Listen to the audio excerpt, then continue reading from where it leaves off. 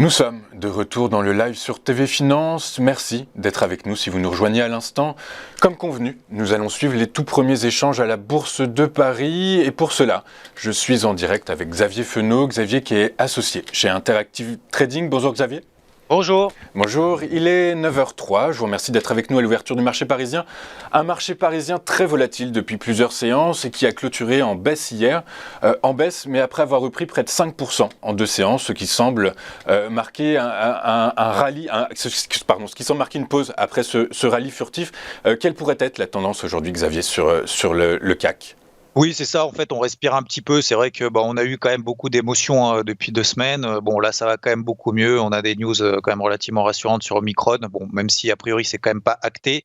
Visiblement, le marché s'accorde à dire que bon, c'est un peu moins pire, si j'ose dire, que ce qu'on prévoyait. Du coup, alors après. Tout n'est pas terminé parce que je rappelle quand même demain on a l'inflation aux États-Unis, c'est quand même un gros sujet.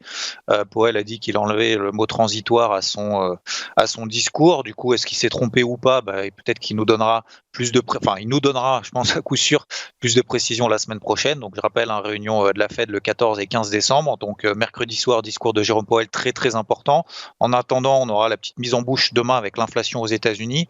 Mais globalement, voilà, vous l'avez dit, gros revirement de situation. Alors on en avait parlé ensemble d'ailleurs la semaine dernière ici. Je n'étais pas forcément inquiet tant qu'on restait au-dessus à moyen terme des 6004, 6005 sur le CAC. Voilà, pas forcément de retournement en fait de tendance à moyen terme. On était toujours dans un canal ascendant comme vous voyez ici sur le graphique. On avait une belle zone d'achat sur les 6600 points. Bon, malheureusement, on l'a pas faite puisque le CAC 40 faisait partie quand même des indices qui tenaient le mieux et qui, comme on dit, surperformaient. Donc, ils montaient un petit peu plus vite que les autres. En tout cas, il baissait moins que ses collègues, que ce soit en Allemagne, donc via l'indice allemand DAX, ou également aux États-Unis. Du coup, on a eu donc cette belle tenue du coup de cette borne basse de canal ascendant. La pression baissière, on l'évoquait également, a été invalidée puisque c'était 6900 points. 6900 points, il fallait passer au-dessus de cette zone-là. Et comme je l'évoquais également, cette zone de résistance des 6900 points ne pouvait pas être franchi sans bonne nouvelle. Donc là, la bonne nouvelle, c'est gap haussier, open en extrême, ce qu'on appelle, c'est tout de suite, dès que le marché ouvre, malgré, entre guillemets, un gap déjà haussier, tout de suite, on voit les opérateurs qui se précipitent sur le marché et on ne retourne jamais sous l'ouverture de la séance, ce qu'on appelle une ouverture en extrême. Donc, on a eu également, et vous voyez, je l'ai entouré en rectangle noir, ce qu'on appelle un island reversal, c'est-à-dire un gros gap baissier. Donc là, une psychologie quand même plutôt peut-être pas forcément panique, mais en tout cas anxiogène. On a eu plusieurs bougies où il ne s'est pas passé grand-chose pendant plusieurs jours. Et derrière, retournement brutal de psychologie, gap haussier, open en extrême, ce qu'on appelle un island reversal. Ça, généralement, c'est une figure de retournement assez forte. D'ailleurs, petite parenthèse, s'il n'y avait eu qu'une seule bougie en bas, pour être un petit peu technique, ça serait appelé un bébé abandonné. Donc globalement, on est quasiment là maintenant sur les records historiques. Première chose à faire lorsqu'on a comme ça ces mouvements baissiers, toujours prendre un petit peu de recul comme on l'avait fait ensemble, ne pas paniquer.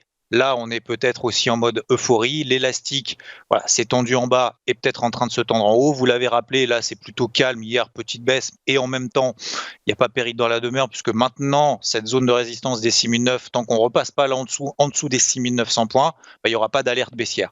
Donc, ce qu'il faut revenir à l'achat maintenant, c'est un petit peu la question si on a loupé le train. Alors, à très court terme, oui, pourquoi pas, parce qu'effectivement, lorsqu'on a des petites phases de latérisation, on a plus de chances de continuer dans le sens de la tendance précédente que de l'inverser.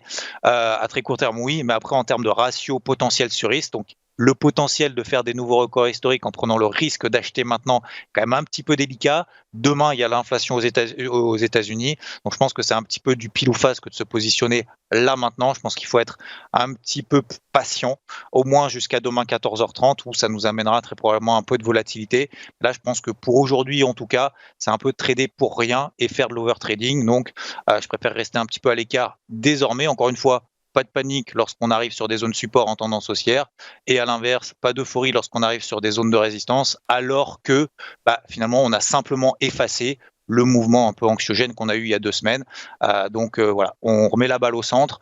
Là maintenant, il va falloir attendre demain, je pense, pour avoir un petit peu plus de volatilité, si ce n'est la semaine prochaine, mercredi soir, avec le discours de Jérôme Powell. D'accord, je vous remercie Xavier. Donc je note bien qu'aujourd'hui vous êtes plutôt en attente à l'écart. et à l'écart, c'est ça, en attente de nouvelles macroéconomiques. Donc demain dans l'après-midi avec l'inflation aux US et le discours de Jérôme Powell, président de la Fed, la semaine prochaine. Merci beaucoup Xavier pour votre analyse de ces premiers échanges à la Bourse de Paris. Je rappelle que vous êtes associé chez Interactive Trading. Je vous souhaite une bonne séance et je vous dis à très bientôt sur TV Finance. Nous marquons une nouvelle pause et on poursuit votre live dans un instant avec votre rubrique Les Market Movers d'Antoine Fraisse-Soulier. A tout de suite sur TV Finance.